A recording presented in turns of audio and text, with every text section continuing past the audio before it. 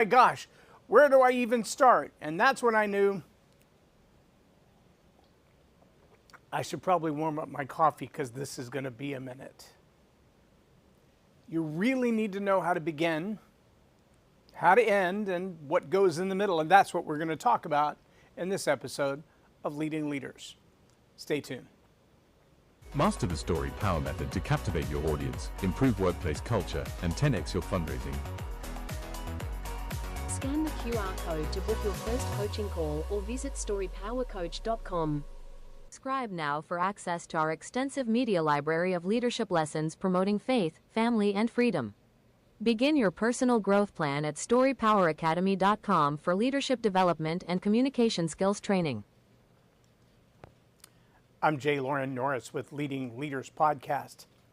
It amazes me how often you ask somebody, what do you do? I know it's like the worst introduction in the world, but because of what I do with StoryPower, it's the perfect sales teaser. Because usually after 2, 3, 5, 7, 12, 25 minutes, yes, I've had one take 13 hours to explain their background story. What do they do? I'm not kidding. 13 hours. My wife was there the whole time. She can tell you. I can also tell you that after working with that client for a period of time, we now have that client at a place where they can answer a question in 2 minutes or less and almost 10x'd their fundraising capability because of the power of brevity. Now, brevity doesn't just mean chop off all the ends and leave only the middle. It doesn't, like the roast. You've heard of that story, right? The woman cuts off both ends of the roast before she puts it in the oven. And her husband says, why do you do that? She said, because my mother taught me to cook that way. When he asked his mother-in-law, well, why did you do that? She's like, because my mother taught me to cook the roast that way. Well, Thanksgiving comes around. They're all there. And Granny grabs the roast, throws it in the oven just like it is. And he's like, wait. She told me that you taught her mother how to cook that roast with the ends cut off, and you're not cutting the ends off. What are you doing? And both of the women were aghast. I can't believe you didn't cut the ends off. She's like, what are you talking about? That's the best part of the roast. They're like, well, why did you always teach us to cut the ends off? She said, I wasn't teaching you to cut the ends off. That was the only size pan that would fit inside the oven I had back then. I had to cut the ends off to make it fit. See, that's not what I'm talking about. I'm talking about chopping off the ends just to make it fit. I'm not talking about just following a pattern because everybody else follows a pattern. I help so-and-so do so-and-so because so-and-so by so-and-so. Great, it's a great formula. It works well for a lot of people. But you know what tends to work better is when you're quick enough on your feet to identify the person, the client, the customer in front of you, or the potential person, client, customer in front of you, and relate to them, like Dale Carnegie said, in the terms of their own interest. Speak in the terms of the other person's interest. Don't just tell them what matters to you. I sell these widgets. I make these things. I help people do these things. That's all great. But what they really want to know is, WIFM. What's in it for me? Why do I care? If you don't have that already worked out, then your overall narrative, who do I help and how, is already suffering. Now, if you already have the answer to that question, the truth is you could answer that in a single sentence, probably a more interesting sentence than I help so-and-so do such and such by so-and-so. I'm just saying. Tell better stories. Tell them better. That's about as simplified as StoryPower gets. Now, if you ask me to dig deeply into that, what do you mean by tell better stories? Well, there's a couple of ways that that's true. You've got to tell a story that's more interesting to the audience in front of you. Tell better stories. Not just whatever feels good to you, not just your life saga, because frankly, nobody cares about your life saga, but the story that matters to them. Tell better stories. That means you got to select a better story. Let me tell you the other side of tell better stories, because we're only halfway through with that sentence, right? Tell better stories better. You've got to tell the stories that demonstrate that you've already been through this pain and found the solution. You've already been through the pain and you found the solution. When you've got that in your holsters, so to speak, in your kit, in your preparation, then you're ready to actually help somebody with the problem that they have. If you haven't been through that pain, they're not convinced that your solution's actually going to work. You're going to have to spend a little more time proving your credibility, unless you've already identified the person in front of you, the pain they might have that you already have a solution for, and you can say that in a brief statement. One more layer to tell better stories. If you've struggled with imposter syndrome, which I have in the past, if you've struggled with self-confidence, believe it or not, I have in the past, if you've struggled with the fear of getting in front of the camera, on the stage, behind the mic, in front of the crowd, in the boardroom, wherever it is, I have in the past, and you feel like I'm afraid that what I'm going to say isn't going to make any sense to them, or they don't want to hear what I have to say, I have in the past. If all of those things or any of those things are true about you, then the story you're telling in your head before you ever take the mic, take the platform, take the front of the room, stand up at the end of the conference table, before any of that happens, the story in your head is already 30,000 feet ahead of you. It's already telling you you're going to fail. The story you're telling yourself in your head, your story telling you in your head, you're going to fail at this, will cut you off at the knees long before you even start talking. You'll self-sabotage because you're believing the story in your head that's not true. Tell better stories. That starts long before you take the mic, take the conference room table, take the stage. Long before you turn on the camera, long before you start that Facebook Live or that YouTube video, you've got to be willing to look in the mirror and tell that story and be okay with it. Or as Jelly Roll says, I'm not okay, but everything's going to be all right. If you're willing to look at it and say, the story that I'm telling about me,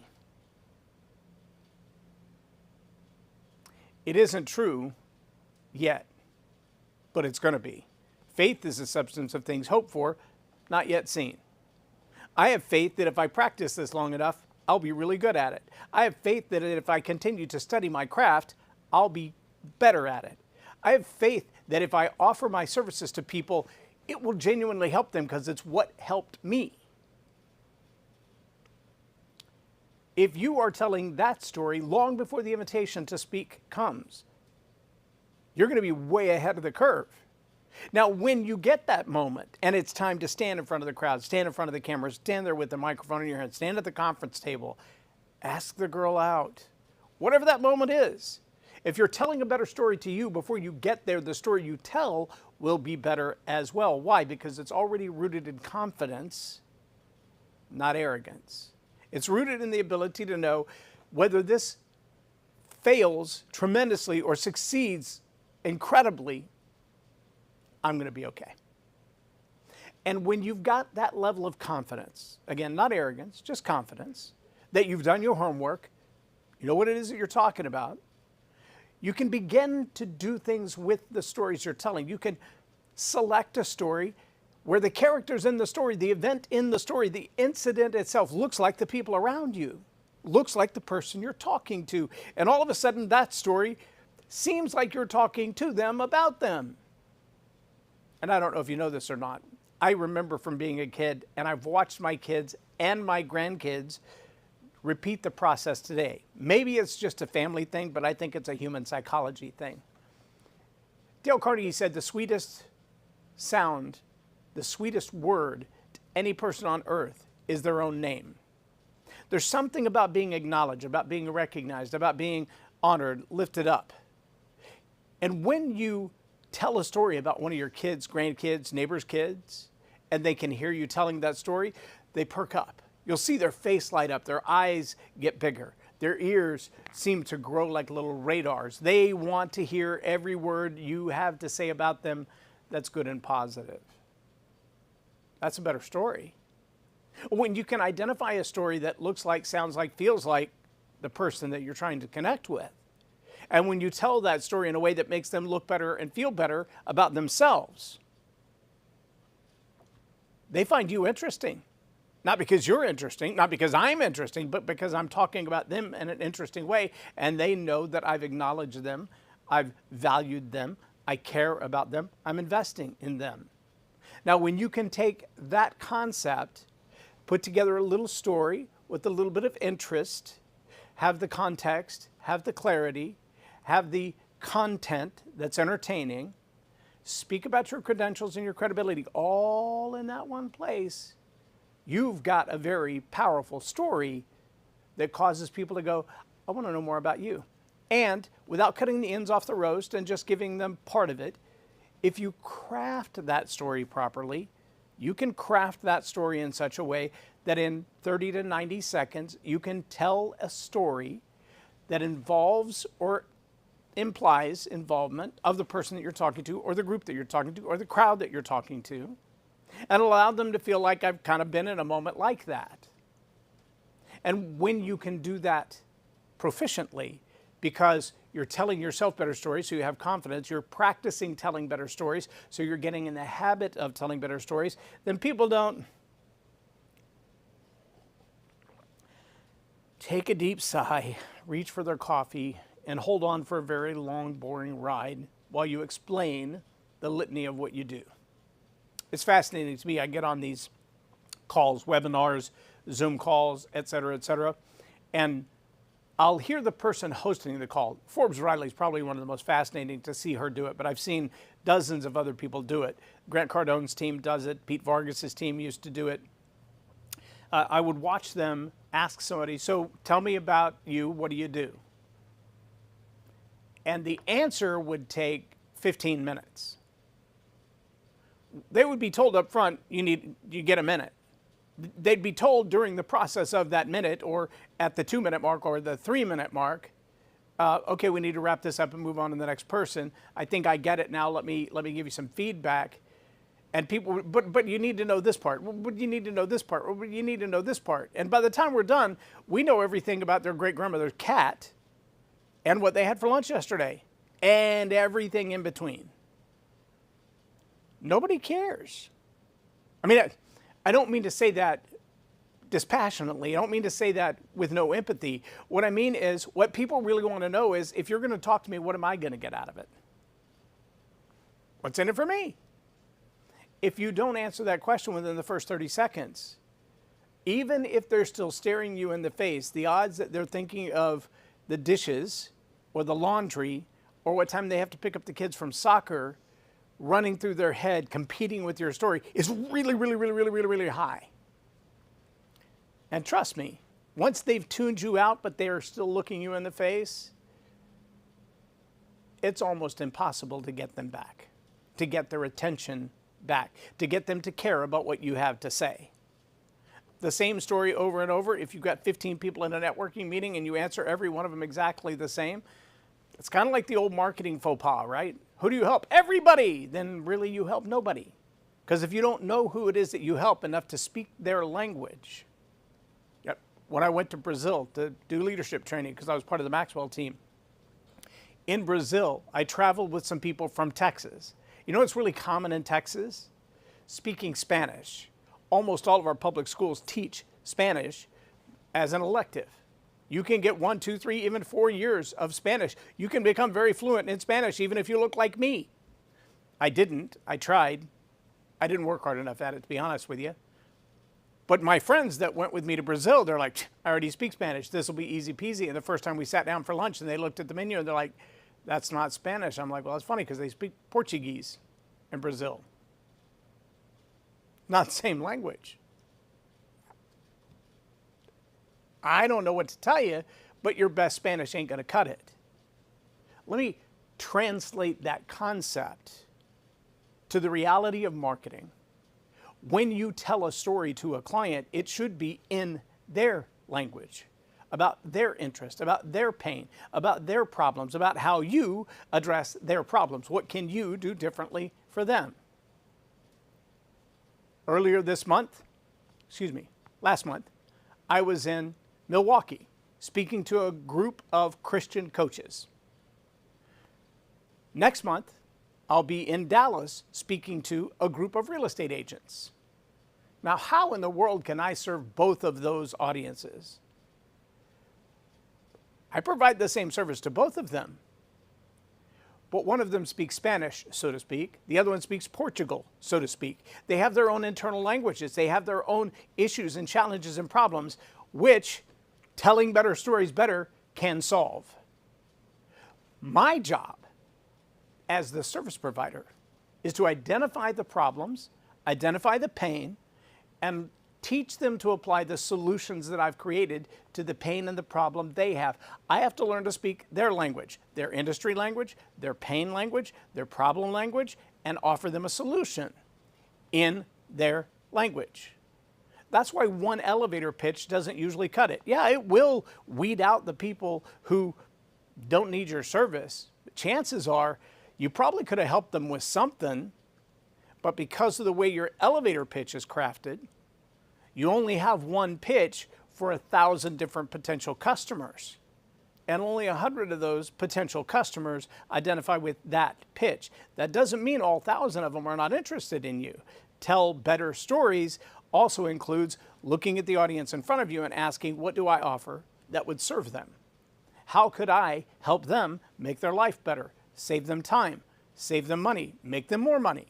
If I can double their money and double their impact, I win.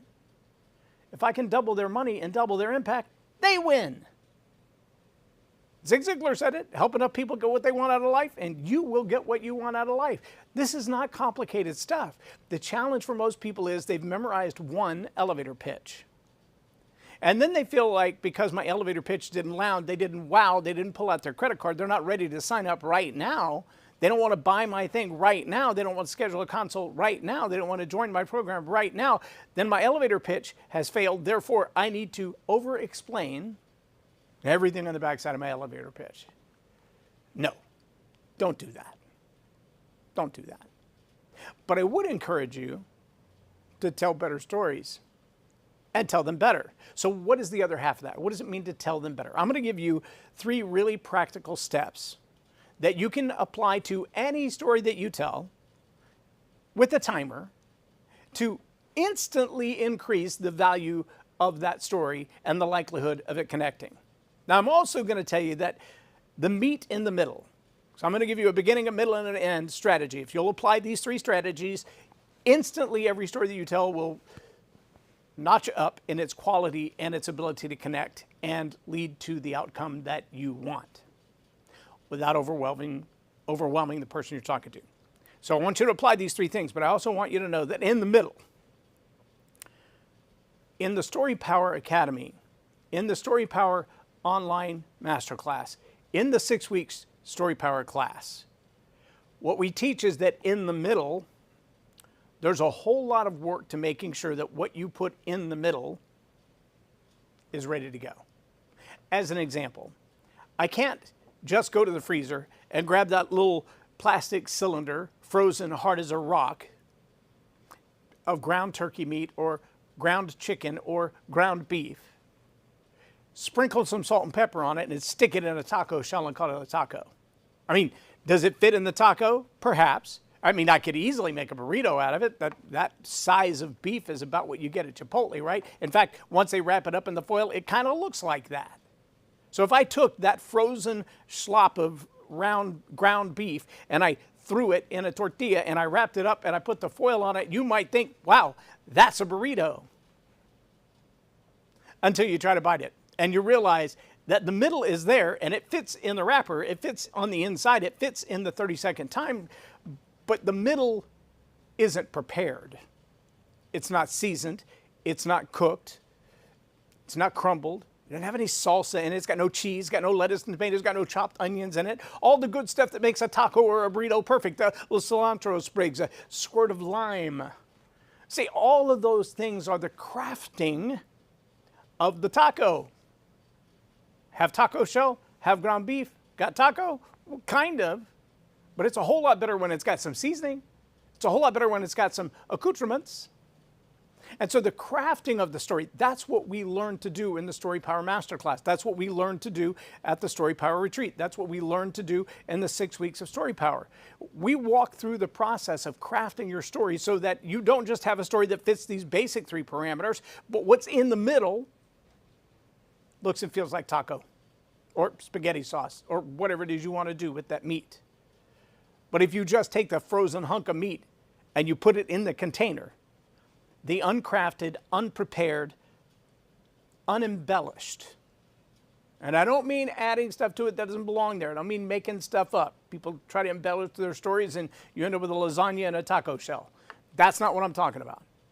I'm talking about treating your story with the grace and the elegance that it deserves while not making up stuff that doesn't belong there. Some people put sour cream in their tacos. That's kind of on the border for me. Pineapples, not so much. Well, maybe if it's in the chipotle, like a salsa with a mango or a pineapple, a little bit of sweetness along with the red peppers, that I'd be okay with. But a big circle of a ring of pineapple, no, probably not so much. I do eat it on my pizza. I do. See, there's stuff that goes in that taco and stuff that doesn't go in that taco. So here's your 3 basic steps, right? You ready? I hope you're writing this down. If you're not writing this down, you need to join the 6 weeks class. The first call is today. You still have time to get in. In fact, I'll let people in up to week 3. Once the 3rd call starts, nobody else enters. By the way, there's only 5 slots left on this go round. It's a very full class, which means you're going to get a lot of feedback. You're getting a lot of extra training because of the people in the cohort. A lot of very qualified, very professional, very well-grounded entrepreneurs that are coming into this class to grow even further. But they probably have some good insights. There could probably be some people you could network with as well. A full class is a good class. If you get a chance to jump into one of those 5 seats, I'd do it like yesterday. All right. The first step, the very first thing is called the hook, right? Everybody talks about it. Anybody that does YouTube videos, here's how to get more watches on your YouTube videos. You got to have the hook. You got to have something that gets their attention. Now, some people will tell you on video, on any social media campaign, you got about 3 seconds. I'm going to tell you, you got about 3 to 10. But you've got to be very intentional about that hook. You've got to start, here's what I call the hook, in the middle of the action. Now, that doesn't mean you start in the middle of the story and jump back, although that sometimes is the best. But beginning in the middle of the action means you don't start with a 15-second, 20-second, 12-minute, 32-minute introduction. In fact, let me say it very boldly right now. A good story needs no introduction. You can dive right into a good story without telling anybody, I'm going to tell you a story. Don't warn me, just tell me the story. If the story is a better story, if you're telling better stories better, I don't need an intro. You shouldn't have to tell me when and where and how it happened, because that is the story. So you don't have to set it up. Just begin in the middle of the action. Tell me that something is happening. Cause me to lean in. One of the ways I say this to most of my clients, you've probably heard it on this podcast before. You walk into the movie theater, you've already got your popcorn. You're seeing Maria Menounos in her chicken shirt on the screen. So you know they haven't even started the actual ads for the next upcoming movies. And while you're sitting there, eating your popcorn, silencing your phone or turning it off, watching the ads on the screen, suddenly the screen goes black. A little thing pops up, it says your featured film. The screen goes black. And then boom, in the middle of nowhere, you see Tom Cruise hanging off the side of the airplane as it's flying through the air, and you're thinking to yourself, what did I miss? How did I get to this part of the film and not see all the stuff that led up to him hanging off the side of the airplane? Now, sometimes you get the benefit of a little screen that says 48 hours earlier, and it explains to you, this is where we are right now, but let me go back and give you the backstory. That's fine. Him hanging off the airplane, that's the beginning and the middle of the action. That's the hook. If you don't have a hook, then you have this really slow, long, painful on-ramp to your story. If you have a hook, you have their attention. You have it quickly, you have it immediately, you have it for real. Now, you will still get some people who are cantankerous. They want to start asking questions, not because they really have a question, but because they are the heckler's veto. All they want to do is sidetrack you, disrupt you, cause you to question what you're saying, and wonder if what I was saying was really that interesting. Don't let them do that. If that's a one-on-one conversation, I'll tell you what this is just me. This is me. This is not my advice to you. This is me. If I'm telling a 1-minute story and your attention span can't last the first 12 seconds of the story, you're probably not a good fit to be one of my clients. And I will literally, sometimes, excuse myself and walk away. If you feel like you have to upstage a 1-minute story because you can't last 1 minute, we're not going to work well together.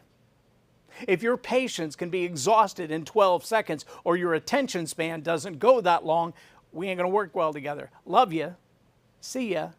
I can't tell stories better enough for you. And I'm totally okay with that. But if you're telling that story in the first 5 to 10 seconds, you have people leaning in and getting quiet and moving closer.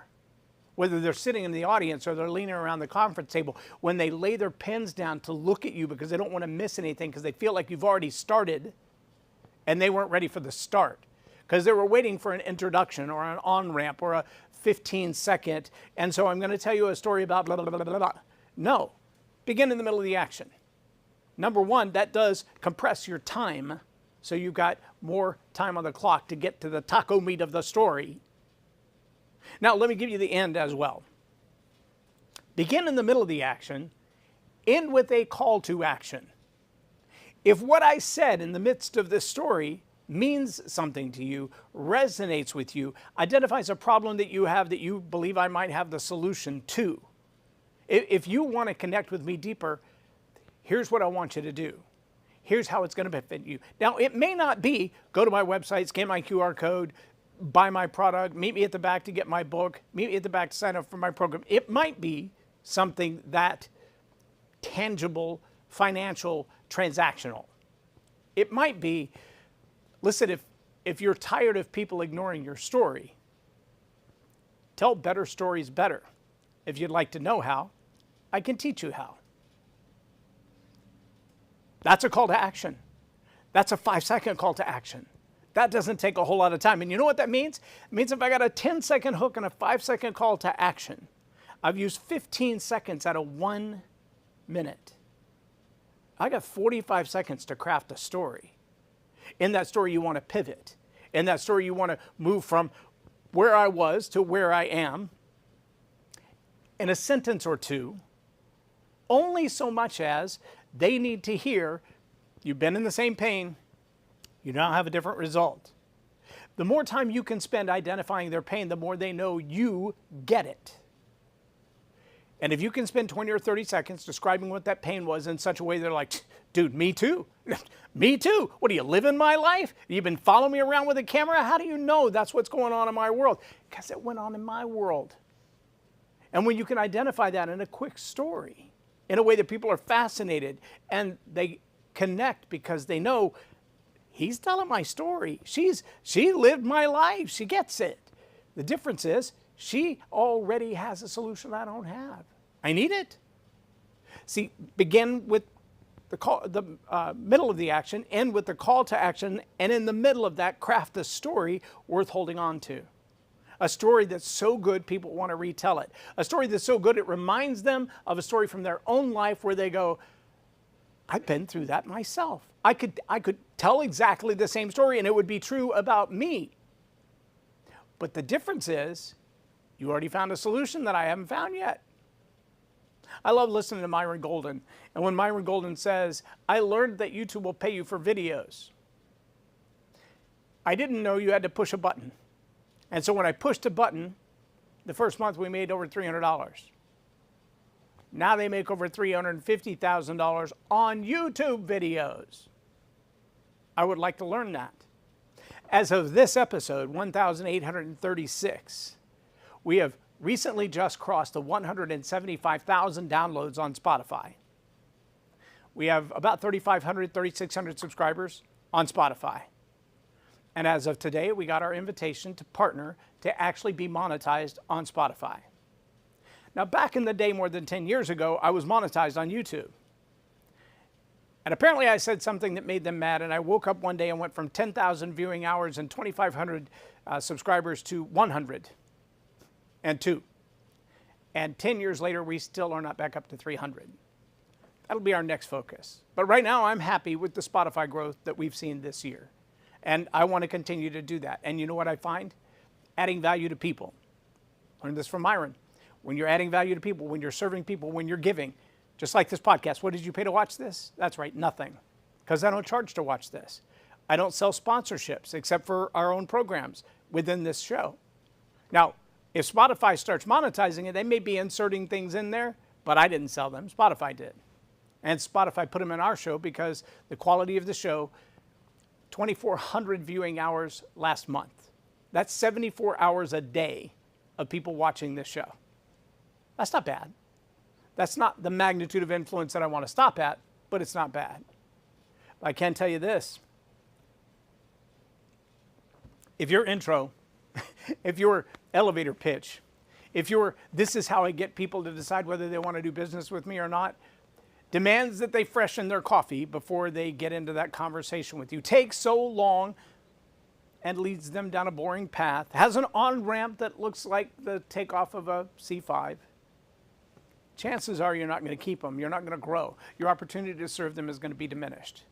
So follow these 3 really simple rules. Begin in the middle of the action. Have some crafted, seasoned meat in the middle. And end with a call to action that they can do right now. Sign up, follow me, join me, call me, text me, do something right now. I'm going to tell you, right now you have a chance to join the StoryPower 6 weeks course. You got 2 weeks at the longest time possible. That 2 weeks to join. After that, it's done. The next one in January will be more expensive. Just telling you now. You can jump in now on the 6 week StoryPower, followed by the 6 weeks attitude hack, followed by the 6 weeks of lead the narrative. The next time we go through all those courses, the price will be double unless you buy the package that lets you go through all 3 courses twice. You can do that right now for less than the cost of 2 courses next year.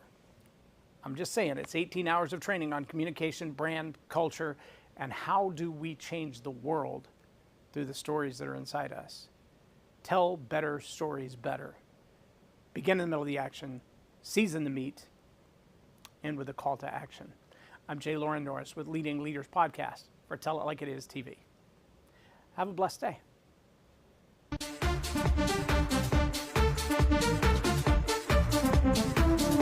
Think storytelling's just for bedtime? Nah, it's the secret sauce for business magic. Stuck in a rut with bland pitches and yawning clients? Enter Boost Your Business with StoryPower. 6 weeks of epic storytelling training. It's like leveling up in a video game but for your career. Master the art of narrative and watch connections blossom like a viral TikTok. Simple, impactful, and game-changing. Ready to transform your biz vibes? Dive in now and make storytelling your superpower.